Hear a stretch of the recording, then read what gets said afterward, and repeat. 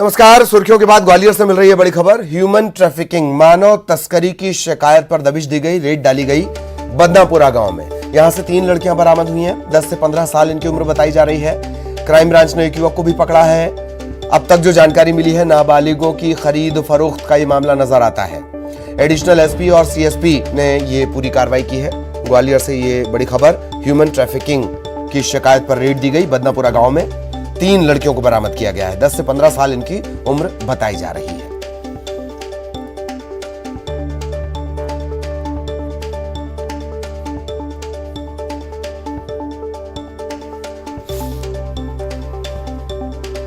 Certificate check कर रहे थे, उनको पूछ रहे थे कि माता पिता कहाँ हैं, तो उनमें से 6 संदेही लग रहे थे, लेकिन उनमें से हमने 3 ही अपने पास रखा जिनका कोई डॉक्यूमेंट्स नहीं है और जिसको वो लोग जस्टिफाई नहीं कर पा रहे। लेकिन फिर भी हम अच्छे से चाइल्ड सेल में हम लोग उनका पूछताछ करेंगे सही तरीके से, ताकि हम एक बार कंफर्म हो ले। अगर हम कंफर्म हो जाता है कि इसमें ह्यूमन ट्रैफिकिंग का एंगल है या किसी अन्य अपराध का एंगल है, तो हम उस हिसाब से केस दर्ज करेंगे।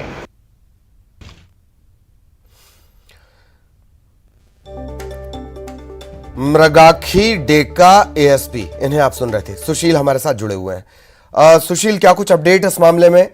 6 लोगों की बरामदगी की बात आ रही है, 3 नाबालिग हैं, ये साफ हो चला है।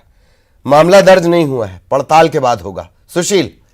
बिल्कुल, देखिए, ग्वालियर जिले में बदनापुरा इलाका है और ये ग्वालियर का रेड लाइट इलाके के नाम से जाना जाता है। और पहले भी यहाँ से जो है मध्य प्रदेश के अलावा दूसरे राज्यों की जो नाबालिग लड़कियां हैं वो यहाँ से बरामद हो चुकी है। और यही वजह है कि जब शिकायत मिली थी तो आज एडिशनल एसपी मृगाखी डेका और 3 सीएसपी सहित अन्य थाना प्रभारियों के साथ, फोर्स के साथ आज बदनापुरा गांव में अल सुबह रेड की थी क्राइम ब्रांच की अगुवाई में। और इस रेड के दौरान गांव में करीब 6 जो लड़कियां थी जिनकी उम्र 10 साल से लेकर 15 साल थी, ऐसी लड़कियां बरामद हुई थी। हालांकि 3 जो लड़कियां थी उनका परिवार वालों ने दावा किया था और दस्तावेज देखने के बाद उन्हें छोड़ दिया गया था। लेकिन जो 3 और लड़कियां मिली थी जिनमें 10 से 15 साल उम्र है इन तीनों की, इनके कोई दस्तावेज जो गांव वाले थे उनके पास नहीं थे जो दावा कर रहे थे अपना बच्चा होने का।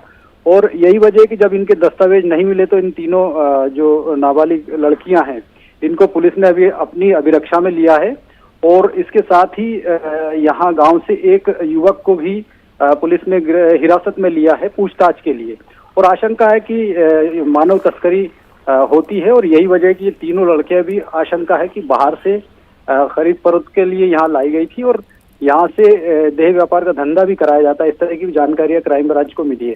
तो अब तीनों लड़कियों से जो बाल कल्याण समिति है उसके जरिए क्राइम ब्रांच इन बच्चियों से पूछताछ करेगी, बयान लेगी। इसके साथ ही जो एक युवक को पुलिस ने हिरासत में लिया है उससे भी पूछताछ की जा रही है कि आखिरकार ये बच्चियां कहाँ से गांव में लाई गई थी। चलिए, धन्यवाद सुशील। लेकिन आप हमारे साथ बने रहें। एक और बड़ी खबर दरअसल ग्वालियर से मिल रही है, उस पर भी हम सुशील से चर्चा करेंगे। ग्वालियर से बड़ी खबर, भाजयुमो नेता की पार्टी में गोली चल गई है। जश्न के दौरान गोली चली, 2 लोग जख्मी हो गए। पुलिस ने घायलों का बयान ले लिया। निजी अस्पताल में इनका इलाज चल रहा है, घायलों का इलाज चल रहा है। पार्टी चल रही थी, उसी दौरान गोली चल गई। सुशील लगातार बने हुए हैं। सुशील, पूरी जानकारी। बिल्कुल, देखिए, ग्वालियर के उपनगर ग्वालियर इलाके के घास मंडी क्षेत्र की ये पूरी घटना है। कल रात को यहाँ एक पार्टी चल रही थी और बताया जा रहा है कि भारतीय जनता युवा मोर्चा का एक नेता है जिसे डबरा इलाके की एक महत्वपूर्ण जिम्मेदारी मिली है और इसी जिम्मेदारी का जश्न और इसके साथ ही नेता के एक दोस्त की जन्मदिन की पार्टी भी थी। तो जब ये जश्न का कार्यक्रम चल रहा था उसी दौरान बताया जा रहा है कि राइफल से गोली चली और ये गोली इसी भारतीय जनता युवा मोर्चा नेता के 2 दोस्तों के पैरों में लगी है। और इस घटना की आसपास के लोगों ने जब पुलिस को सूचना दी, हालांकि पुलिस मौके पर पहुंची, तब तक ये 2 जो घायल हुए थे इनको निजी अस्पताल में ले जाकर भर्ती करा दिया गया था। हालांकि बाद में इस मामले में पुलिस के पास किसी तरह की शिकायत नहीं पहुंची रात में, लेकिन पुलिस ने अपने स्तर से जांच पड़ताल करने के बाद जब घायलों की जानकारी लगी निजी अस्पताल में होने की, तो सीएसपी खुद निजी अस्पताल पहुंचे हैं, घायलों का बयान लिया है और इन बयानों के आधार पर ही पुलिस अब इसमें आगे की कार्रवाई करेगी। चूंकि मामला एक नेता से जुड़ा हुआ, यही वजह है कि पुलिस पहले इसमें बयान और पड़ताल के आधार पर जांच करेगी, उसके बाद इसमें निश्चित तौर पर FIR दर्ज की जाएगी, क्योंकि फायरिंग की घटना हुई है और 2 लोग घायल हुए हैं। बिल्कुल बिल्कुल, बहुत बहुत धन्यवाद सुशील आपका इस तमाम जानकारी के लिए। और अब खबर कवर्धा से। कवर्धा में डायरिया फैला हुआ है, गांव में डायरिया फैला हुआ है। एक ही परिवार के 2 लोगों की जान चली गई है। शुरुआती जानकारी के मुताबिक दूषित पानी इस डायरिया की वजह बताई जा रही है। दूषित पानी के चलते डायरिया फैलने का अंदेशा जताया जा रहा है। खास बात यह, हैरत की बात यह कि स्वास्थ्य विभाग की टीम ने किसी तरह की सुध नहीं ली है। कवर्धा के बोड़ला ब्लॉक के मुड़घुसरी गांव का यह पूरा मामला है, जहां डायरिया के चलते एक परिवार के 2 लोगों की जान चली गई। मनीष मिश्रा संवाददाता कवर्धा इस वक्त हमारे साथ जुड़े हुए हैं। मनीष, पूरी जानकारी विस्तार से। स्वास्थ्य विभाग का कोई रिएक्शन मिल पाया? बिल्कुल अली, इस मामले में जो है स्वास्थ्य विभाग की टीम जो है गांव में नहीं पहुंची थी। गांव उसके अमले को इसकी जानकारी भी नहीं थी कि गांव में किसी तरह से कोई समस्या है, परेशानी है।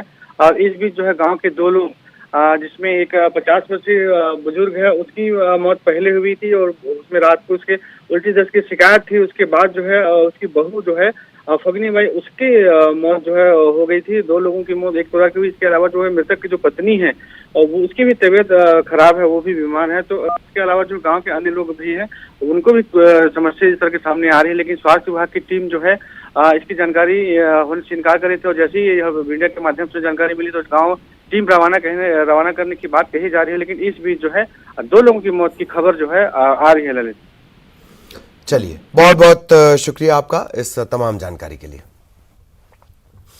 खबर धमतरी से, जहां हाथियों को लेकर अलर्ट जारी किया गया है। धमतरी में रिसगांव के करीब 33 हाथियों का एक झुंड है और इसी के चलते आसपास के जो 6 गांव हैं, रिसगांव के आसपास या रिसगांव से लगे जो 6 गांव हैं, इनमें अलर्ट जारी किया गया है।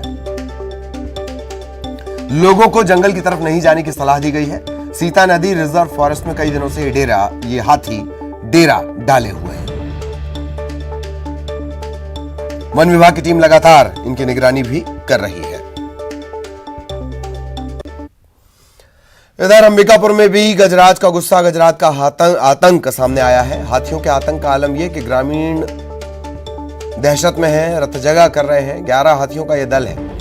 10 दिनों से ये अंबिकापुर के उदयपुर इलाके में डेरा डाले हुए हैं। शाम ढलते ही गांव में पहुंच जाते हैं, उत्पात मचाते हैं, घरों को तोड़ते हैं, फसलों को बर्बाद करते हैं।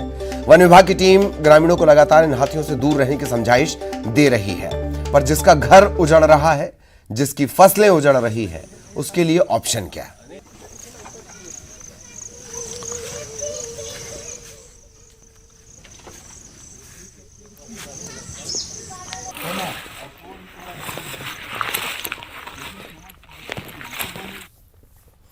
और मुख्यमंत्री शिवराज सिंह चौहान ने गांधी जयंती पर राष्ट्रपिता महात्मा गांधी को नमन किया, उनकी प्रतिमा पर श्रद्धा सुमन अर्पित किए। सीएम ने कहा कि आज के दिन हम ये प्रण लें कि बापू के बताए रास्ते पर चलेंगे, अपने शहर को साफ रखेंगे। सीएम ने यह कहा कि सफाई के क्षेत्र में जो सम्मान हमें मिला है उसे बरकरार रखना हमारी जिम्मेदारी है। महात्मा गांधी अमर रहे, भारतीय जनता पार्टी और गांधी जी के विचार को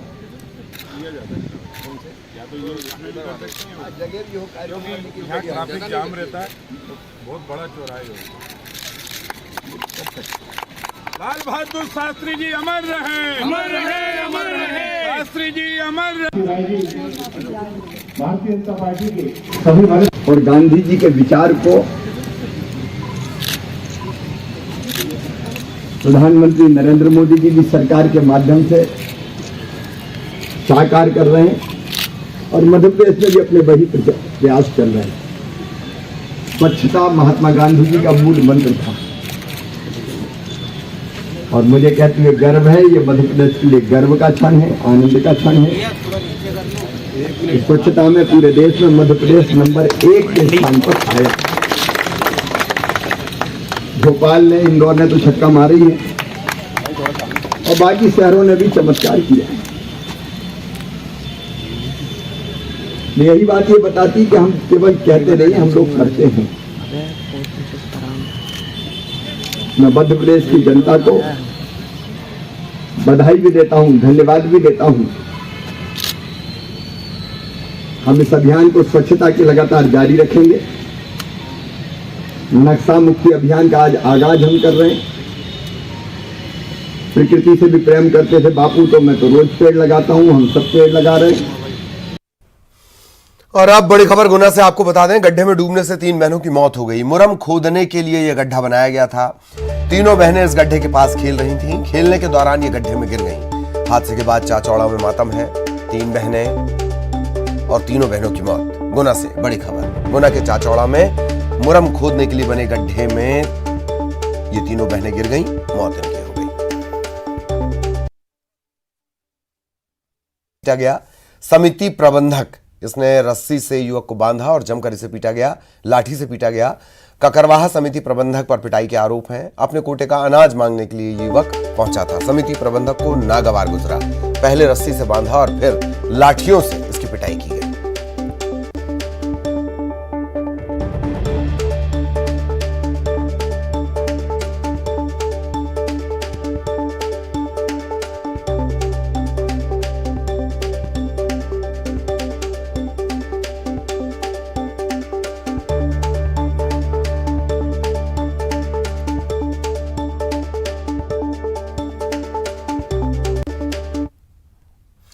तो एक जगह अनाज पर पिटाई है और एक जगह नाच पर पिटाई है।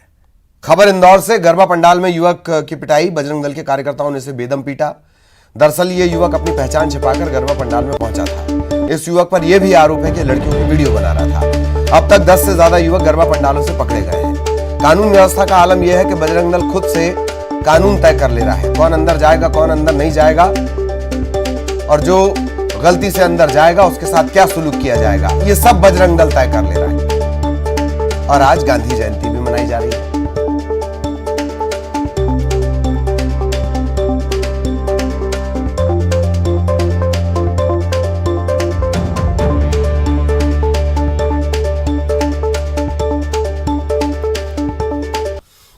और इसी के साथ इस बुलेटिन में इतना ही। खबरें जारी रहेंगी।